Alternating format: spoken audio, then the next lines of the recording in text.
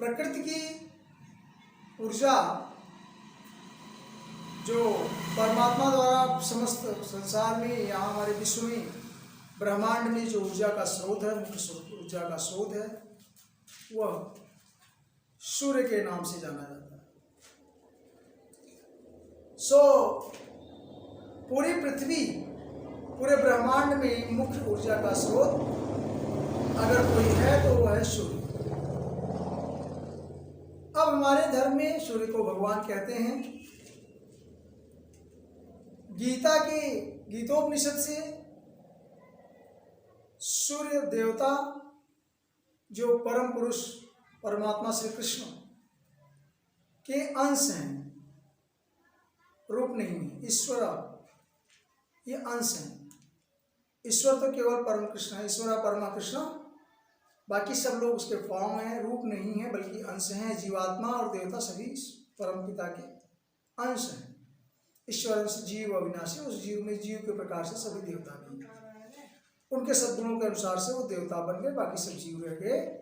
तो अर्थात हम आप भी देवता बन सकते हैं, लेकिन देवता बनने की जो कंडीशन है वो सत्वगुण है, और सत्वगुण करते हैं, कर्म करते हैं, निस्वार्थ प्रेम से कर्म करते हैं, तो पुनः परम कृष्ण में समान होगा।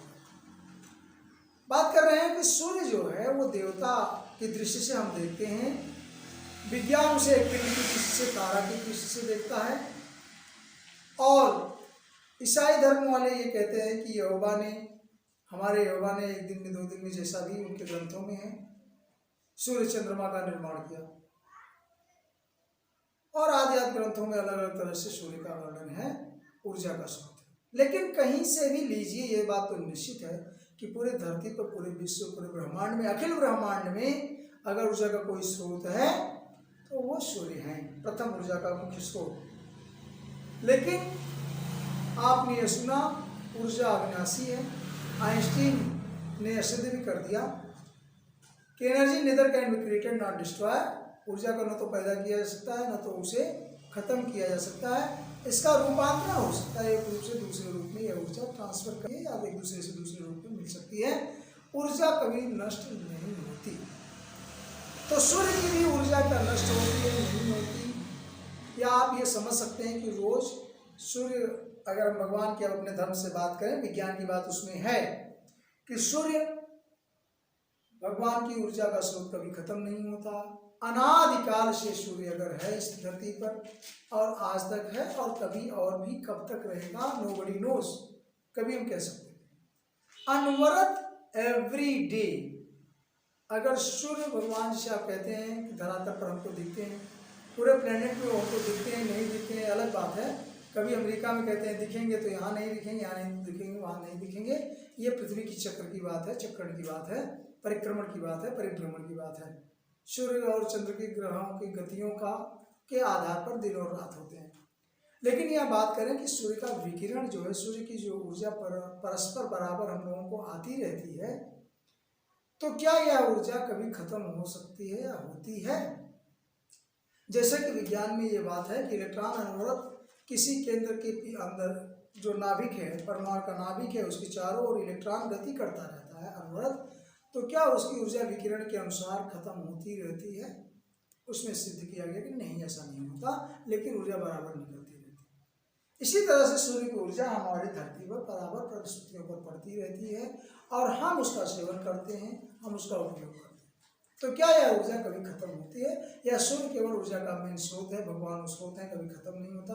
तो हम आइए आपको बताते हैं और जानते हैं, आप समझते हैं, विज्ञान के विद्यार्थी यह बात समझ सकते हैं। सूर्य हमको ऊर्जा देता है, और दूसरे रूप में हम भी सूर्य को ऊर्जा देते हैं, ये भी जानते हैं। तो बड़ी बात यह है कि भगवान हमको ऊर्जा देते हैं कि हम भगवान को देते हैं, कि हमसे वो हैं या उनसे हम हैं। अगर एको हम मृत्यु नास्ति कर लीजिए तो आप समझ सकते हैं। अद्वैतवाद में, अद्वैतवाद का सिद्धांत ये कहता है कि पूरे ब्रह्मांड में हम ही एक हैं, कोई दूसरा नहीं। यही परमात्मा के लिए, आपके लिए, वही हमारे लिए। अर्थात सब समस्त ब्रह्म, सब जीव एक हैं और एक दूसरे से नहीं, एक से दूसरा रूप नहीं है। यह अद्वैतवाद की थ्योरी कहती है। और द्वैतवाद में होता है कि नर और नारायण है, ईश्वर एक है, कहा गया है श्रीमद् भागवत। आपसे ये कह रहे थे कि सूर्य की ऊर्जा कभी अनवरत चलती रहती है, कभी खत्म नहीं हुई, और हम ऊर्जा सूर्य को देते हैं या सूर्य से ऊर्जा प्राप्त करते हैं। दो प्रश्न, तो पहले का उत्तर हम देते हैं और दूसरे का आप मन चिंतन करके सोचिए, हम बताएंगे कमेंट करके। पहली बात तो ये समझ लीजिए कि ईश्वर की ऊर्जा खत्म नहीं होती या सूर्य की ऊर्जा खत्म नहीं होती, ऐसा क्या? तो चलिए अध्ययन करते हैं विज्ञान की दृष्टि से। सूर्य का जो नाभिक है वो हीलियम का नाभिक है। हीलियम एक तत्व है जिसका परमाणु क्रमांक 2 और परमाणु 4।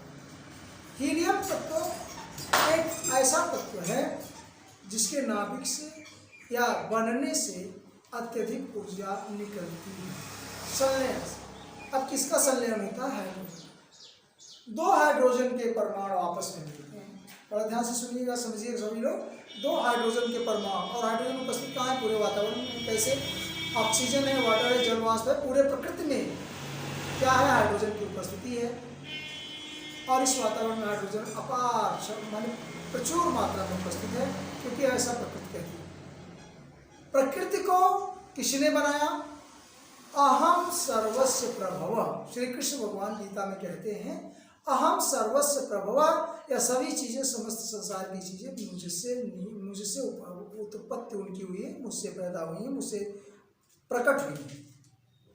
और अगले श्लोक में वो कहते हैं मम अध्यक्षणे प्रकृति सूयते सचराचरम्, मेरे अध्यक्षता में सभी प्रकृति का निर्माण हुआ है और मेरे अध्यक्षता के हिसाब से काम करता है। तो जब हम हीलियम का संलयन या हाइड्रोजन का संलयन करके हीलियम प्राप्त करते हैं, दो हाइड्रोजन के परमाणु मिलाते हैं और एक हीलियम का नाभिक तैयार होता है।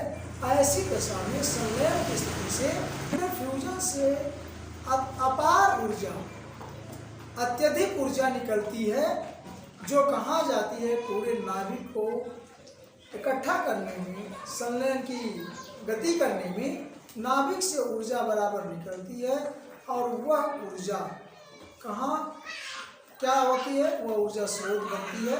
यह ऊर्जा स्रोत प्रकृति की ऊर्जा का स्रोत बनता है, और वह ऊर्जा कहाँ? हमारे पूरे वातावरण में हमें हुआ। अर्थात सूर्य के ऊर्जा का प्रथम कारण या मुख्य कारण यह है कि जो हाइड्रोजन आपस में जुड़ते हैं, नाभिकीय संलयन होता है।